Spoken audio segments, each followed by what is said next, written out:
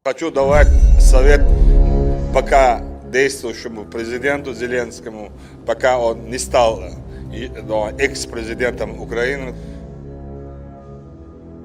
Di hari keempat penyerangan Rusia ke Ukraina ada banyak hal yang harus diatur ulang. Di atas kertas dalam 48 jam jalan lurus maka kendaraan bisa sampai Kiev, pusat pemerintahan Ukraina, dari berbagai penjuru kalau tentara Rusia dengan serangan kilat atau blitzkrieg ala Nazi dilakukan. Namun sampai saat ini sudah hampir 2 minggu Kiev belum juga jatuh, bahkan sulit bisa didekati oleh tentara Rusia. 60 km antrian panjang mesin perang artileri milik Rusia nyangkut, stuck, tidak bisa maju. Maka kembali ke hari keempat, ternyata banyak warga sipil yang terjebak di antara perang karena Ukraina menerapkan perang kota, salah satunya menggunakan sniper, main petak umpet.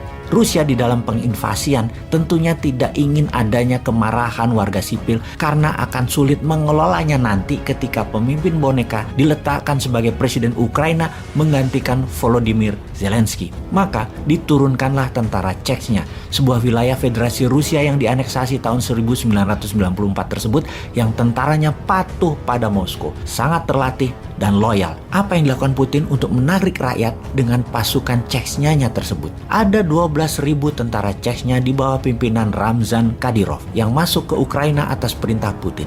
Apa perintahnya? Melindungi warga sipil Ukraina yang terjepit di antara tembak-menembak tentara Ukraina dan tentara Rusia. Tentara Chechnya ini membantu pengungsi dan rakyat pindah ke tempat yang lebih aman. Dan benar, ketika evakuasi dilakukan, kedua belah pihak tidak menembaki tentara Chechnya karena melindungi rakyat Ukraina di pengungsian ke tempat yang aman. Sebuah strategi pintar dari Putin. Masuknya pasukan muslim Chechnya ini semacam peacekeepingnya Rusia. Tentara ini elit, killing mesin dalam perang seperti tentara Gurkhanya Inggris asal Nepal. Kelebihan pasukan Chechnya, mereka bisa main dua kaki seperti seorang samurai. Seorang samurai bisa menyabet katananya dan membunuh lawannya tanpa belas kasih. Namun, seorang samurai ketika katananya berada di dalam sarung, samurai adalah orang yang santun, diam, penuh rasa seni, dengan ritual minum teh misalnya yang sangat penuh tata krama. Itu adalah perbedaannya antara seorang samurai yang pedangnya di dalam dan pedangnya dicabut. Pasukan Chechnya mirip. Ketika senjata tidak di genggaman mereka, hanya nyandar di pundak, maka sebagai pelayan rakyat mereka sangat santun, ramah, dan melayani. Selain melayani rakyat Ukraina, posisi mereka menjaga gedung-gedung amunisi Ukraina yang dikuasai Rusia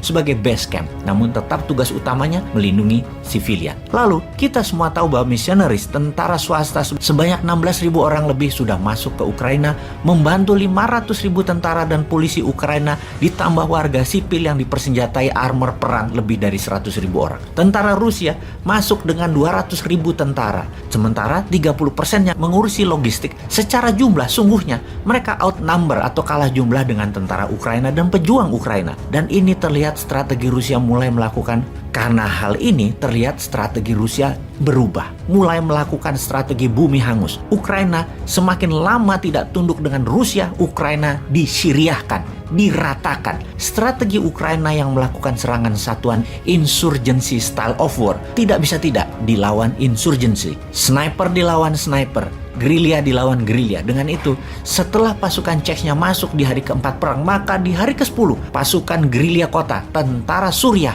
masuk. Tentara Suriah berhasil meredam tentara ISIS buatan Israel, Amerika, dan Inggris itu dengan strategi perang kota. Maka tentara Suriah tugas utamanya adalah melawan missionaries dan serangan insurgensi pejuang Ukraina tersebut. Menarik memang membahas perang Ukraina ini.